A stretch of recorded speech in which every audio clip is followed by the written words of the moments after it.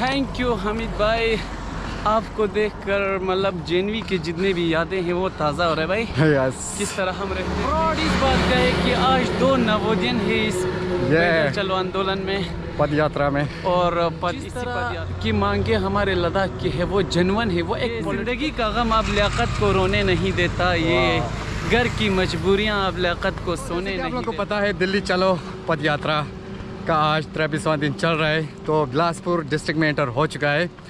तो अभी मेरे साथ लोशे भाई, आप लोग बखूबी जानते हैं हमारे लियाकत भाई को, लोशे नाम से मशहूर है।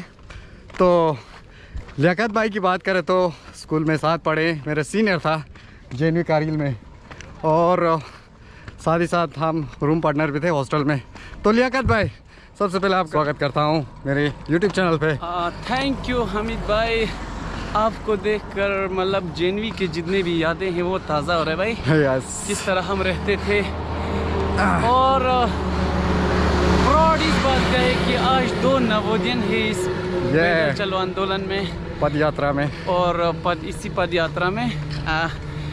तो आपको बखूबी पता है कि ये चीज़ें हक़ पे चलना, हक़ के रास्तों पे चलना जो है वो हमें उसी स्कूल ने सिखाया था। जी जी बिल्कुल। किस राह पे हमें आवाज़ उठाना है, वो सब चीज़ें उन्हीं नवोदया के सरजमीन से हमने सीखा है, अपने लिए इकट्ठा किया या सिखाया जो कहे।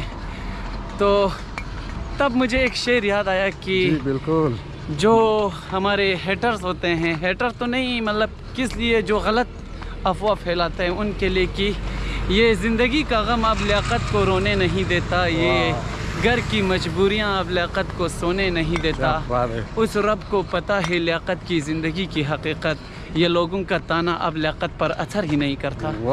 तो रही बात हामिदी भाई, अब कितना मतलब हमने कष्ट झेला है, पाँव में छाले पड़ा है, फिर भी जो चीज़ें चाहिए आप लोग, आपको पता है कि 4 सालों से एज ए यूथ कहूँ तो हमारे लिए कोई रिजर्वेशन जो क्या बोलते हैं उसके लिए कि पब्लिक सर्विस कमीशन, जी जी, वो बिल्कुल गायब है। और रही बात 6th शेड्यूल, जो कि उत्तराखंड में आकर, यहाँ उत्तराखंड नहीं सॉरी हिमाचल में आकर हमने देखा कि यहाँ पर हर जगह पे टनल बनाया हुआ है, हर जगह पे सीमेंट की फैक्ट्रियाँ जो है वो लगाए हुए हैं, और यहाँ धुएँ ही धुआँ हैं। और यहाँ के गाँव के लोग कहते हैं कि यहाँ लंग्स कैंसर की बीमारी हो रहा है। यहाँ पर जहाँ जिस पहाड़ पे बर्फ़ गिरता था वहाँ पर बर्फ़ गिरना बंद हो चुका है, और जिस जगह पे लोग अच्छे से रहते थे वहाँ पर सांस की प्रॉब्लम हो रहा है। तो ये चीज़ें इन्हीं कामों से हो रहा है। किन कामों से?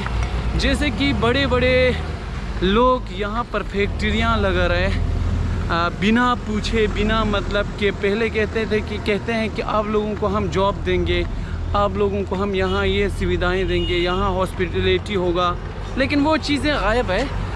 और रही बात हामिदी भाई, इन्हीं चीज़ों को बचाने हम दिल्ली निकला है, और ये चीज़ें जो है एक पुण्य के काम है, बरकत की काम है, क्योंकि हरकत में ही बरकत होता है कहते हैं, बड़ों से सुना है। तो आपको भी पता है बहुत थकावट या जिस चट्टानों से हमने पार किया, जहाँ पर अपने गाड़ियाँ भी ठीक से नहीं चल पाते थे, वहाँ इंसान चला, तो फ़ख्र है। बहुत सारे पत्रयात्रियाँ यहाँ भी है, उन सब को शुक्रिया अदा करते हैं और उन पे फ़ख्र है। और हामिदी भाई, आप पे भी फ़ख्र है कि आपने अपना वक्त निकाल के यहाँ आंदोलन में साथ दिया। हर किसी को साथ देना भी चाहिए, क्योंकि अगर हम इस तरह से कदम नहीं उठाएंगे, एक ऐसे शख्स सोनम वांगचुक सर जो एक बड़ा साइंटिस्ट है, उनके पीछे बैठकर चलना और उनके साथ इस मुहिम में जुड़ना बड़ी बात, ये एक बड़ी बात है, ये एक खुशकिस्मती की बात है। और रही बात जिस तरह की मांगे हमारे लद्दाख की है वो जेन्युइन है, वो एक हक की इशू लड़ाई है, एक हुकूक की लड़ाई है, एक कौम की लड़ाई है। और इस कौम को अगर बचाना है तो भी हम लोगों के हाथ में है, और इस कौम को निखारना भी है तो हमारे हाथ में। अगर इस कौम को बिखारना भी है तो हमारे हाथ में। बहुत सारे मतलब ताने देंगे कि इन लोगों ने ऐसे ही काम नहीं होगा, काम धंधा नहीं होगा, चल रहा है, यहाँ जा रहे वहाँ जा रहे। भाई उनको समझ नहीं है।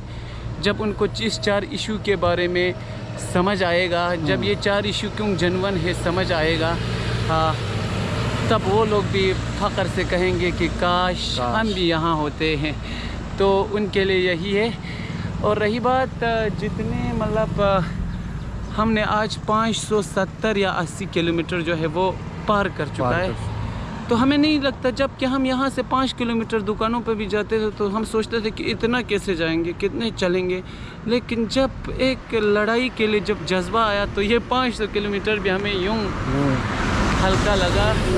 सीने में दर्द है फिर भी छुपाना पड़ेगा, क्योंकि एक जज्बा लेकर आने से सीने की दर्द जो है वो भी बिल्कुल कम होता है। अमिती भाई, आपने खुद देखा कि कल हालत उतना ठीक नहीं था, खस्ता था, लेकिन मन में ठान लिया है कि दिल्ली तक तो चलना है।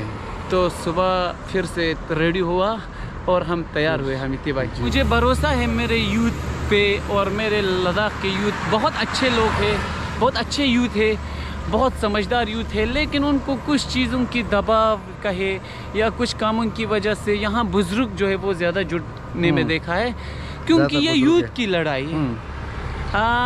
एक बड़ी शख्सियत का मैंने किताब पढ़ा था, तब वहाँ लिखा था कि जो यूथ होता है ना वो एक कौम की, एक जगह की जो है कमर होता है, और रीढ़ की हड्डी अगर टूटे तो वो इंसान नहीं रहता। इसीलिए एक कौम की रीढ़ की हड्डी अगर टूटे तो वो कौम की तरह नहीं रहता, बिखर जाता, लोग उसमें इन्वॉल्व हो के इतर बितर कर देता कौम को।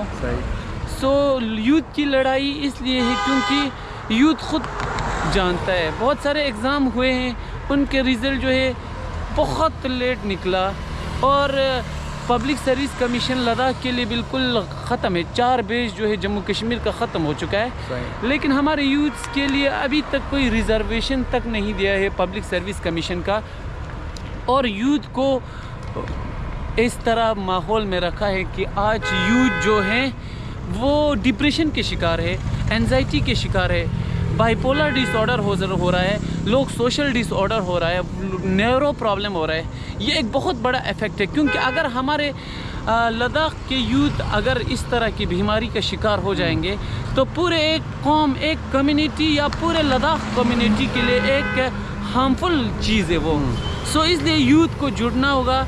मुझे भरोसा है मेरे यूथ अभी कुछ एग्ज़ाम की तैयारी कर रहा होगा या कुछ कामों की वजह से नहीं आया होगा, तो उनका सपोर्ट ज़रूर मिलेगा, और मिल रहा है, और बहुत सारा प्यार दे रहा है। यूथ के लिए दिल में बहुत प्यार है, क्योंकि मेरे यूथ गलत राह पे नहीं है, मेरे यूथ नशे में मुब्तला नहीं है, मेरे यूथ के अंदर भी जज्बा है। मेरे यूथ IAS केस जब एग्ज़ाम निकालता है तो ये चीज़ें अपने पब्लिक सर्विस कमीशन में बहुत सारे मतलब अच्छा रिज़ल्ट देगा। लेकिन बस यही कहना चाहता हूँ, यूथ के लिए प्यार, बस हमेशा साथ देना भाई।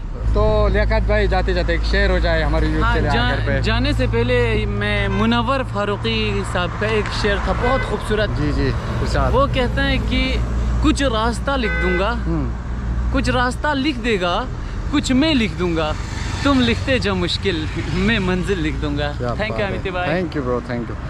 तो दोस्तों, ये था हमारे लियाकत भाई लुशे, आपसे थोड़ा मुखातिब हुआ यहाँ मेरे चैनल के ज़रिए। उम्मीद है आप लोगों को ये वीडियो पसंद आया होगा। अगर वीडियो पसंद आए तो प्लीज़ इस वीडियो को लाइक शेयर ज़रूर करना। तो आपको और भी अपडेट देता रहूँगा इस पद यात्रा का बीच बीच में। तो वीडियो को यहीं पे एंड करता हूँ। तब तक ले बाय बाय, टेक केयर।